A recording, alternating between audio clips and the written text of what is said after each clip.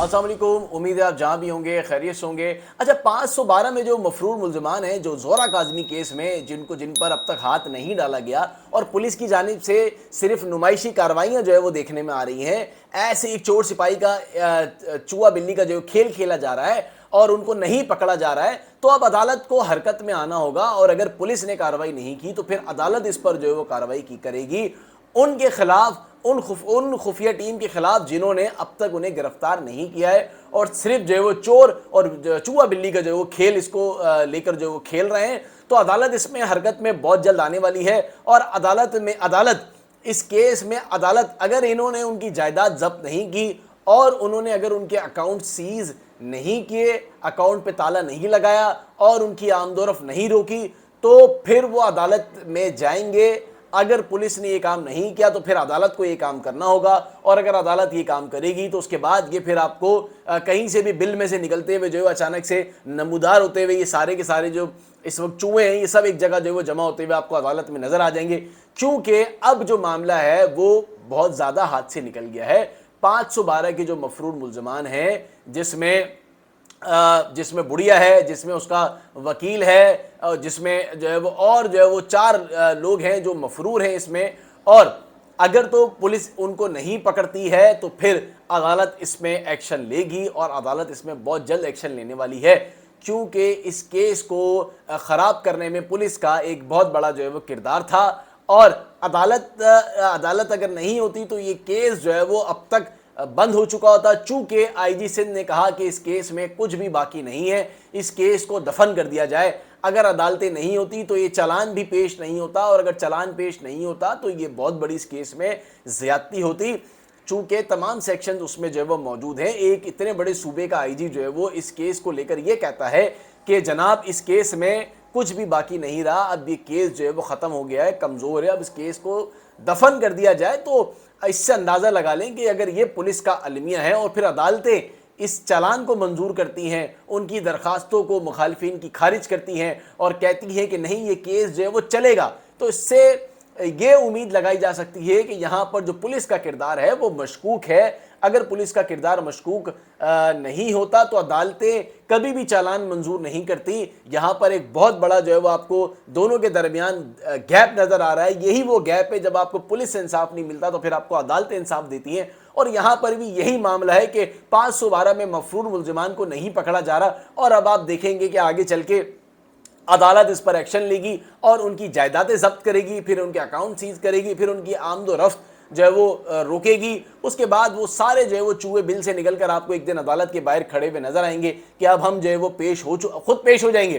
खुद सरेंडर कर देंगे, खुद पेश हो जाएंगे, पुलिस को पकड़ने की जरूरत पेश नहीं आएगी। और फिर आप ये अंदाजा लगाएं कि अगर वो खुद पेश हो जाते हैं तो पुलिस ने फिर कितना जो है वो पकड़ने में उन्हें संजीदगी से कोशिश की होगी। अगर वो संजीदगी से कोशिश करती तो वो बजाय खुद आने के पुलिस उन्हें पकड़ के जो है वो पेश जो है वो कर देती। तो पुलिस की यहाँ पर जो किरदार है वो बहुत ही मशकूक हो चुका है इस सारे मामले को लेके। पुलिस ने इस केस में जो है वो अपना किरदार जिस तरह अदा करना चाहिए था उस तरह से अदा नहीं किया और यही वजह है कि पुलिस पर लोगों का भरोसा फिर जो है वो कम हो जाता है। अगर पुलिस इस तरह के मामलात में दिलचस्पी नहीं लेगी तो यहाँ बहुत सारी बेटियों का मामलात है। लोग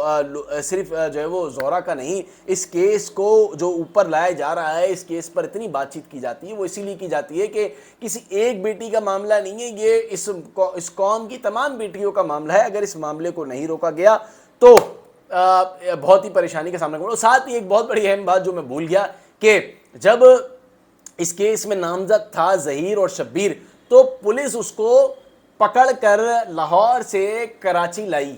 और कराची लाने के बाद वो मुल्जिम था केस का, फिर उसे बाहिफाजत खुद छोड़कर लाहौर छोड़ने गई। यानी कि पहले वो खुद लेकर आती है, फिर उसे बाहिफाजत, वो मुल्जिम है, उसने ज़मानत भी नहीं ली, उसको यहाँ पेश करने के बाद खुद बाहिफाजत जो है वो लाहौर जो है वो छोड़कर आती है। तो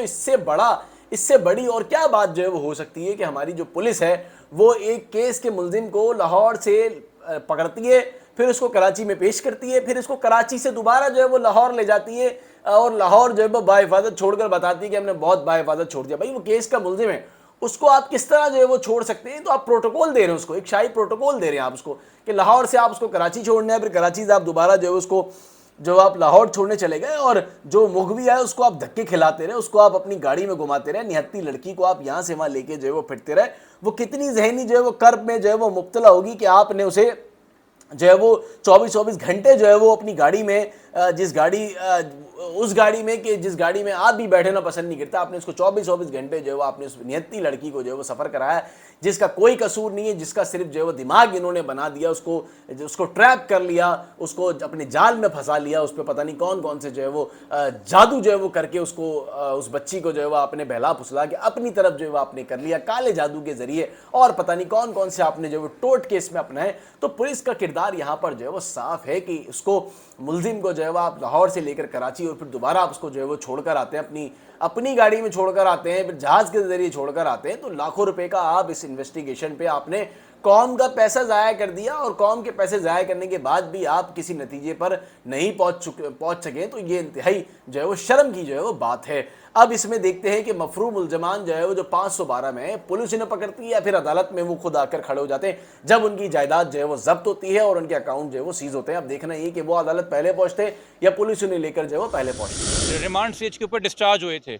उनको फारिग कर दिया था। आज आप कह रहे हैं वो मफरूर है। इसी सूबे का आईजी कह रहा था इस केस को दफन करते हैं, इसमें बात करने को कुछ नहीं रहा है। आज अदालतें कह रही हैं कि केस चलेगा, चलान का ऑर्डर सही मंजूर हुआ है। कि तमाम जो ऑर्डर्स आते हैं ये याद दिलाते हैं सिंध पुलिस को उनकी खामियां, उनकी गलतियां, उनकी कोताहियां, उनकी लापरवाहियां, उनकी जल्दबाजी, उनकी उजलत पसंदी, उनकी गफलत जो उन्होंने इस केस में बरती है। वो बदनीति की वजह से हो या वो गफलत की वजह से, उम्मीद नहीं है। कल को हो सकता है कि कोर्ट इनको इश्तिहारी डिक्लेयर कर दे और उन मफरूर लोगों के एसेट्स फ्रीज कर दे, तो शायद वो अदालत आ जाए। आपके ज़हीर और शबीर को भी तो देखिए ना, आप तो उसको हम कहते थे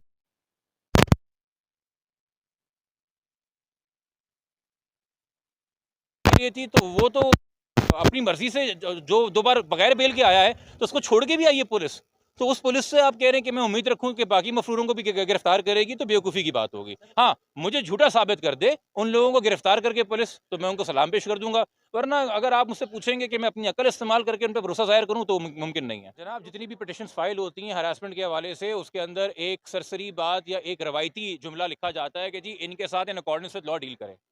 आप अभी सड़क पे जा रहे हैं, अगर आप सिग्नल पर रुकेंगे और आपका चालान नहीं होगा क्योंकि आप सिग्नल पर रुके हैं, या आपने सीट बेल्ट पहनी है तो आपका चालान नहीं होगा, इससे कहते हैं इन अकॉर्डेंस विद लॉ।